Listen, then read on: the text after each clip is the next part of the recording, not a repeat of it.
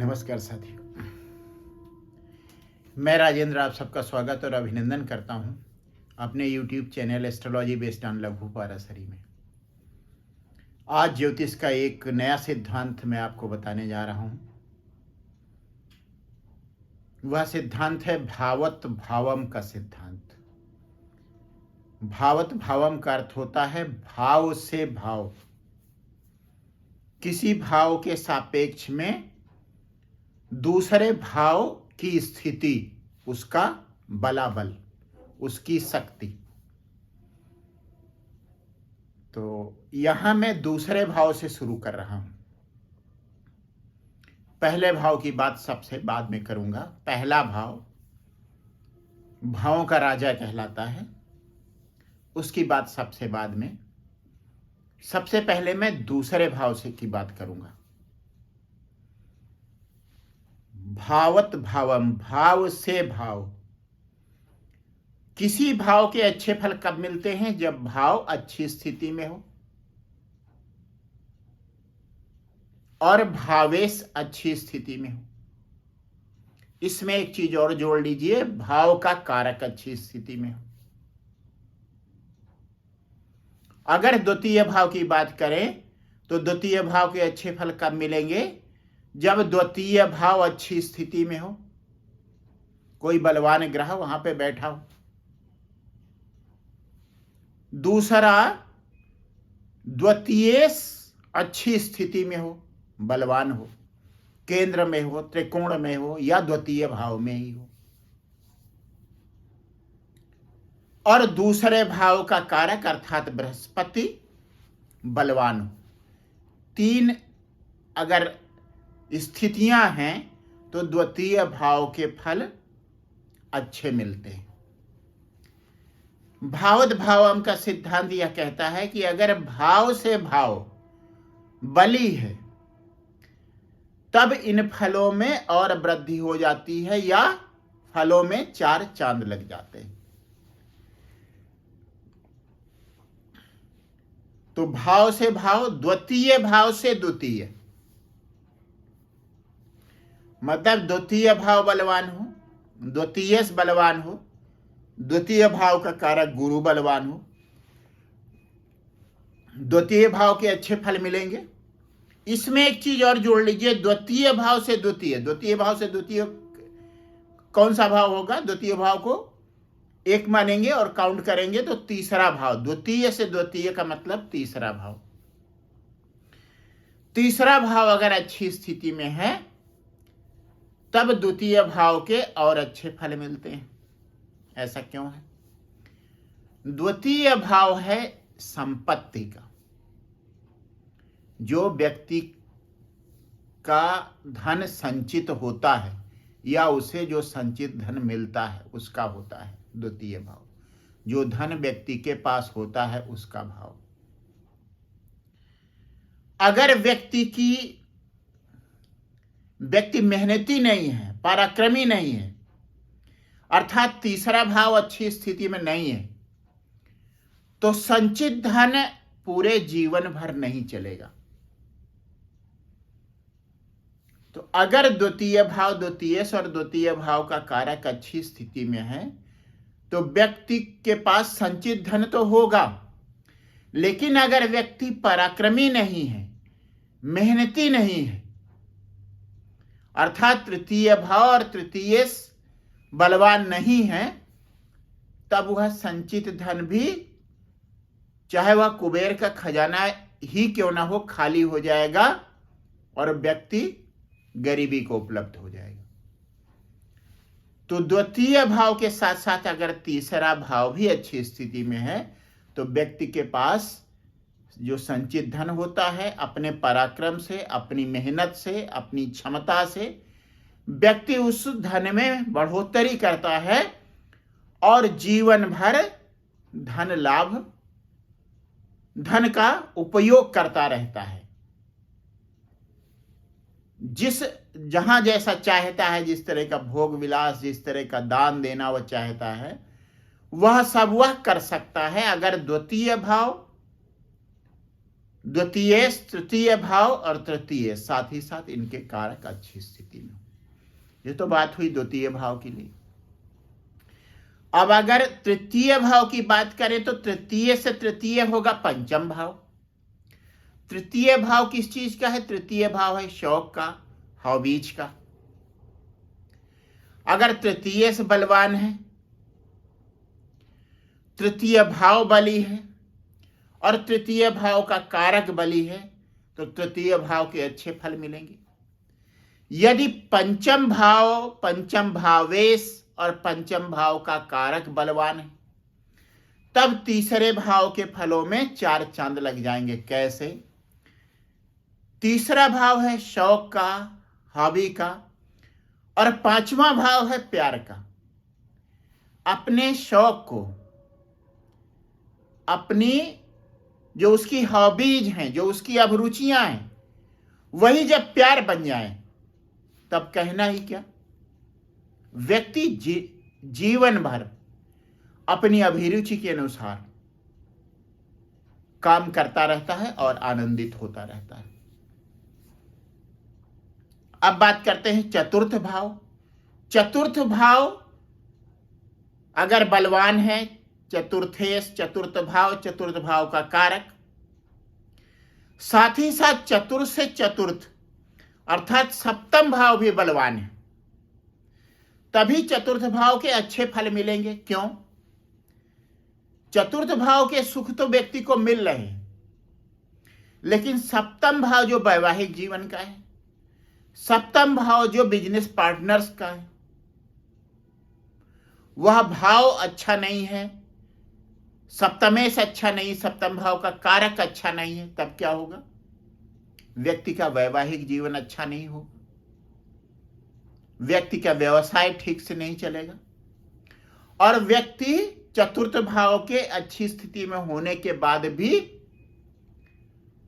सुखी नहीं रहेगा, सुख का अनुभव नहीं करेगा। अब बात करते हैं पंचम भाव की। पंचम से पंचम हुआ 9वां भाव।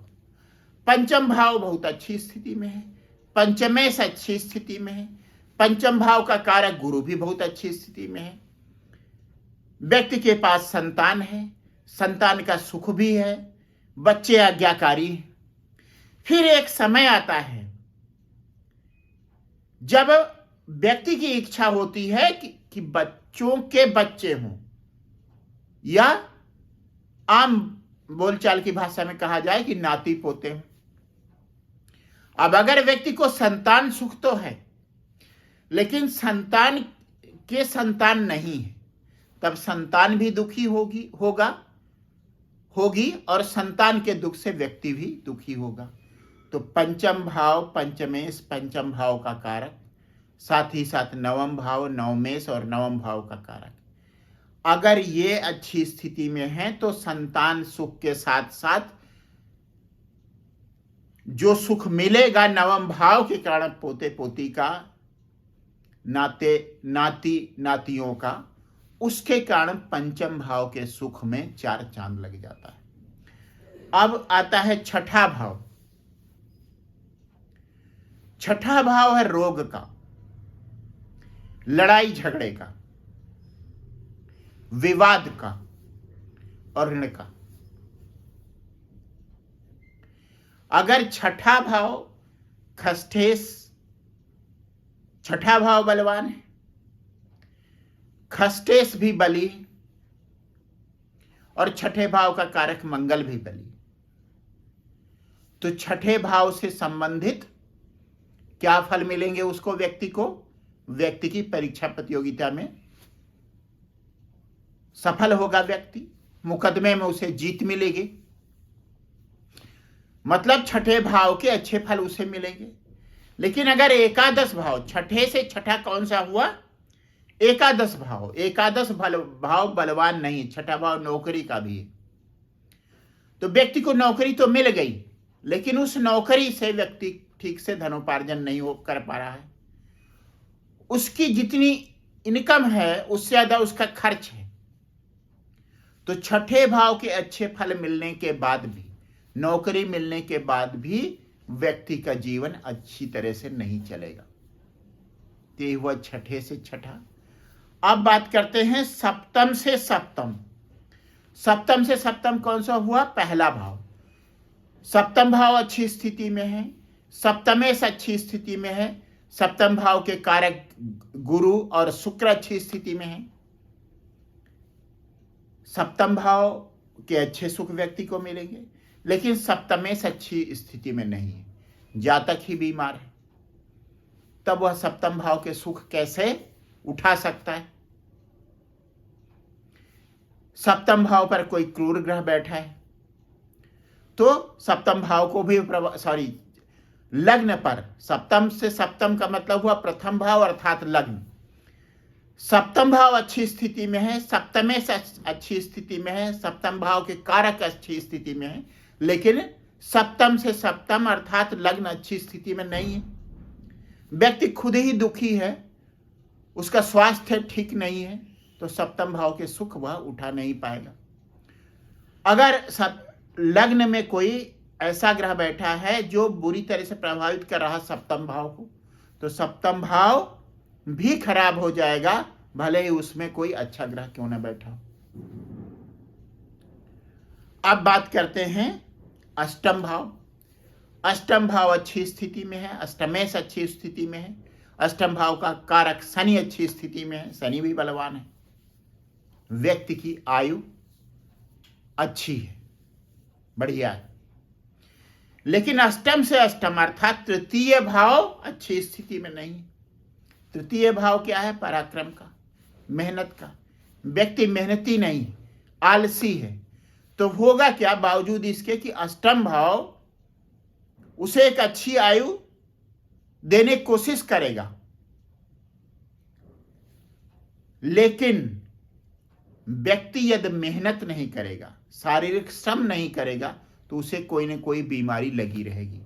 इसीलिए आयु की जब बात होती है तो अष्टम के साथ साथ तृतीय भाव भी देखा जाता है। अष्टम भाव कितना भी बलवान क्यों ना हो, अगर व्यक्ति शारीरिक श्रम नहीं कर रहा है, अपनी अभिरुचि के अनुसार कोई काम नहीं कर रहा है, तो ना तो वह शारीरिक दृष्टि से स्वस्थ होगा, ना मानसिक दृष्टि से स्वस्थ होगा। और भले ही उसकी आयु लंबी हो, लेकिन उस लंबी आयु का कोई अच्छा फल उसे नहीं मिलेगा। इसलिए अष्टम के साथ साथ यदि तृतीय भी अच्छी स्थिति में है, तो लंबी आयु साथ ही साथ एक अच्छा जीवन भी व्यक्ति को मिलेगा। अब बात करते हैं नवम भाव की। नवम से नवम क्या हुआ? पांचवा भाव। नवम भाव अच्छी स्थिति में है, पिता का सुख व्यक्ति को मिल रहा है, व्यक्ति धार्मिक भी है, लंबी यात्राएं भी करता है, लेकिन पंचम भाव से संबंधित दुख उसके जीवन में है। पंचम भाव अच्छी स्थिति में नहीं, तो व्यक्ति कितना भी भाग्यशाली हो, ऐसे भाग्य का करना ही क्या जब संतान का दुख व्यक्ति को सालता रहे। तो नवम से नवम अगर अच्छी स्थिति में होगा, अर्थात नवम के साथ पंचम भी अच्छी स्थिति में होगा, तब व्यक्ति के नवम भाव के फलों में चार चांद लग जाएंगे, वृद्धि हो जाएगी, आशातीत वृद्धि हो जाएगी। अब बात करते हैं दशम भाव की। दशम से दशम हुआ सप्तम भाव। अगर सप्तम भाव अच्छी स्थिति में है, सप्तमेश अच्छी स्थिति में है, सप्तम भाव के दशम भाव अच्छी स्थिति में है, दशमेश अच्छी स्थिति में है, और दशम भाव के कारक भी अच्छी स्थिति में है, लेकिन सप्तम भाव ठीक नहीं है, अर्थात व्यक्ति ये कोई व्यवसाय कर रहा है या कोई नौकरी कर रहा है, लेकिन उसके पार्टनर्स, उसके साथ काम करने वाले लोग अच्छे नहीं हैं, तब नौकरी कितनी भी अच्छी हो, उसे कोई अच्छा पद क्यों ना मिला हुआ हो कंपनी में, व्यवसाय अच्छा क्यों ना चल रहा हो, यदि बिजनेस पार्टनर साथ करने वाले जो सहकर्मी हैं वे अच्छे नहीं होंगे, तो व्यक्ति को अपनी नौकरी अच्छी नहीं लगेगी, भले ही वो किसी भी पद पर क्यों ना हो। अब बात करते हैं एकादश भाव की। एकादश भाव अच्छी स्थिति में है, एकादशेश अच्छी स्थिति में है, एकादश भाव का कारक गुरु अच्छी स्थिति में है, व्यक्ति अच्छा पैसा कमा रहा है। लेकिन उसे एकादश भाव क्या है? एकादश भाव को इसीलिए अशुभ कहा जाता है क्योंकि उसके साथ साथ कुछ न कुछ अशुभता भी लाता है। तो वह अशुभता कैसे समाप्त हो सकती है? अगर एकादश से एकादश अर्थात नवम भाव अच्छी स्थिति में, एकादश से एकादश हुआ नवम भाव, अर्थात व्यक्ति के धनोपार्जन में व्यक्ति का भाग्य उसका साथ दे रहा है, तब व्यक्ति को उतना प्रयास नहीं करना पड़ेगा। और नवम भाव चूंकि व्यक्ति को धार्मिक भी बनाता है, आध्यात्मिक भी बनाता है, तो जो भी व्यक्ति की आय होगी उससे वह संतुष्ट भी रहेगा। उसके बाद 12वें भाव की बात करते हैं। 12वां भाव है खर्च का। 12वां भाव अच्छी स्थिति में है, भावेश अच्छी स्थिति में है, 12वें भाव का कारक शनि अच्छी स्थिति में है। व्यक्ति खर्च कर रहा है, आमोद प्रमोद पर खर्च कर रहा है, लेकिन कब तक खर्च करता रहेगा? अगर उसकी आय नहीं है तो। अगर व्यक्ति की आय है अर्थात 12वें से 12वां भाव अच्छी स्थिति में है। 12वें से 12वां कौन सा भाव हुआ? एकादश भाव। तो 12वां भाव तो अच्छा ही है। एकादश भाव उसका भावेश और एकादश भाव का कारक भी अच्छी स्थिति में, अच्छी इनकम हो रही व्यक्ति की, और तब व्यक्ति को खर्च करने में कोई संकोच नहीं हो रहा है क्योंकि व्यय के बाद भी कुछ न कुछ धन संचित हो रहा है जो उसके काम आ सकता है किसी विपरीत परिस्थिति में। तो ऐसा खर्च शुभ खर्च कहलाता है, शुभ व्यय कहलाता है। व्यक्ति अपनी प्रसन्नता के लिए या किसी और जरूरत के लिए खर्च करता है, दान भी करता है। दान देने में भी व्यक्ति को तभी प्रसन्नता होती है जब व्यक्ति के पास इनकम हो।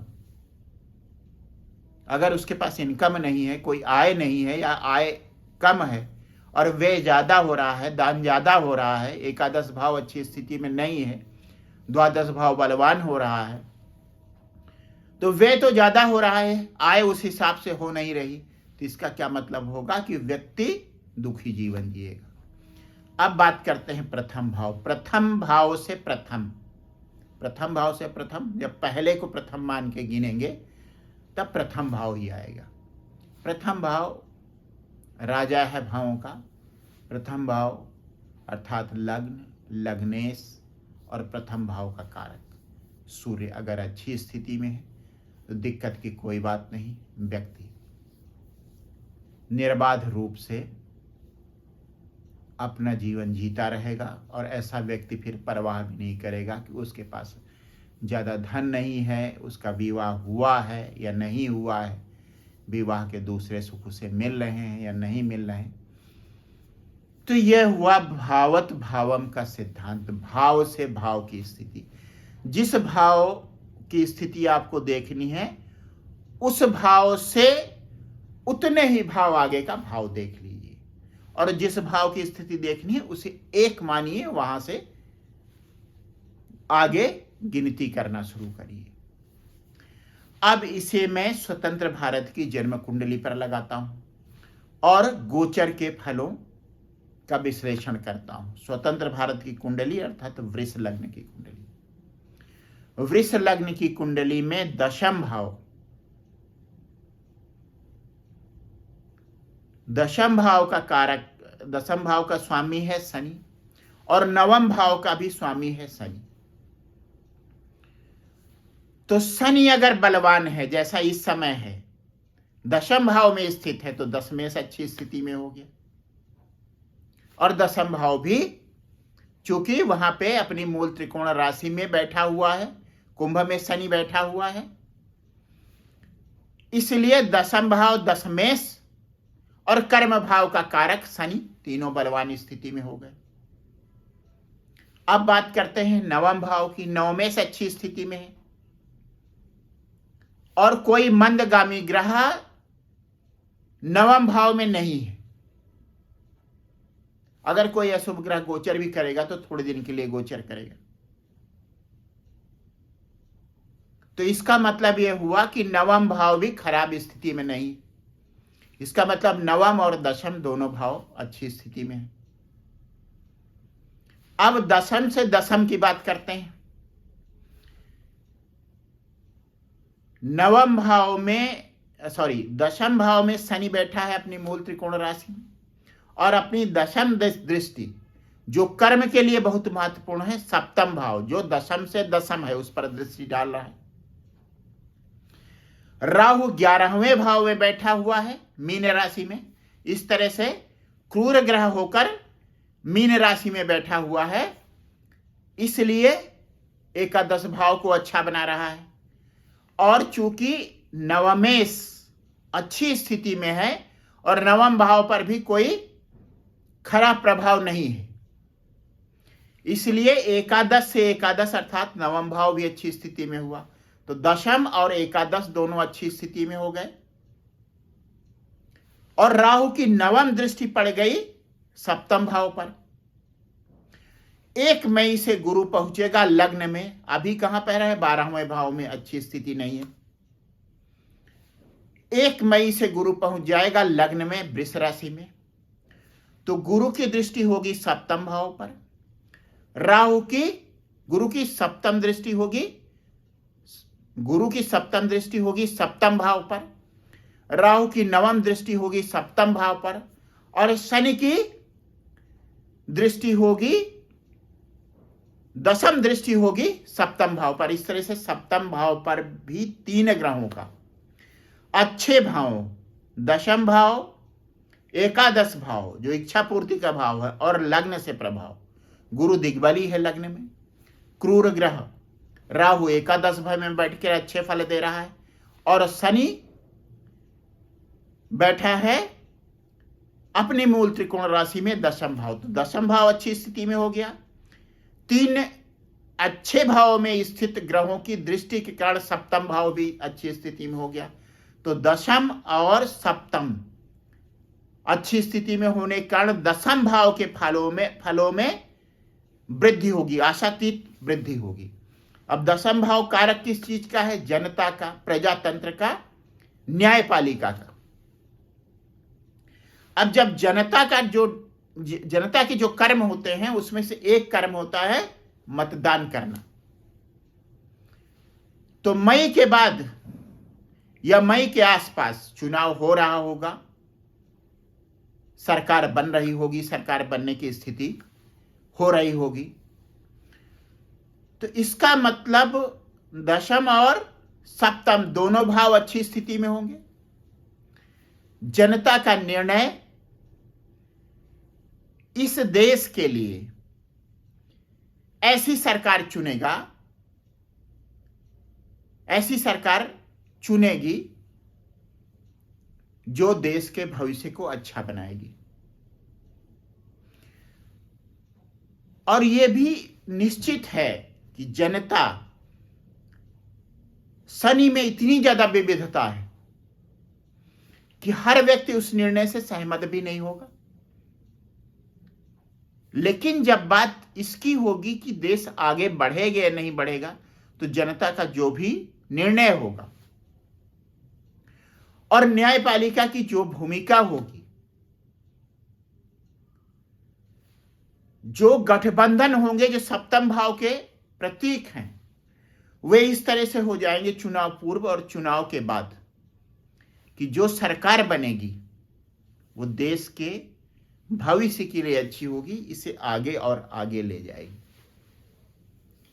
अब 11वां भाव और 9वां भाव भी अच्छी स्थिति में है। एकादश से एकादश हुआ 9वां भाव। इसका मतलब क्या हुआ? इच्छा पूर्ति। इच्छा पूर्ति का भाव भी अच्छी स्थिति में। गुरु अपनी स्थिति में 1 साल रहने वाला है। तो 2025 के पहले मई से लेकर 2025 तक यह स्थिति बनी रहेगी साल भर, और साल भर में एक अच्छे भविष्य की भूमिका बन जाएगी। किसी राष्ट्र के जीवन में 1 साल का समय बहुत लंबा नहीं होता, लेकिन 1 साल में एक अच्छे भविष्य की भूमिका अवश्य बन सकती, अगर सरकार ईमानदारी से काम करने वाली मिल जाए तो। और ऐसा ही होने वाला है, ऐसा ही होगा, ऐसा मेरा विश्वास है। ग्रहों की स्थितियों के आधार पर मैं कह रहा हूं। हो सकता है कुछ लोग जो मतदान के पश्चात जो नतीजा निकले उससे सहमत ना हो, न्यायपालिका के किसी निर्णय से आप सहमत ना हो, लेकिन कुल मिला के स्थिति ऐसी होगी कि उससे देश का और इस देश की जनता का कल्याण होगा। ते हुआ भावत भावम, भाव से भाव का सिद्धांत, स्वतंत्र भारत की जन्म कुंडली में उसका उपयोग और 2024 में होने वाले आम चुनाव में उस उपयोग के परिणाम। आप सबको बहुत बहुत धन्यवाद मेरे वीडियोज को देखने के लिए, लाइक करने के लिए और उसे शेयर करने के लिए।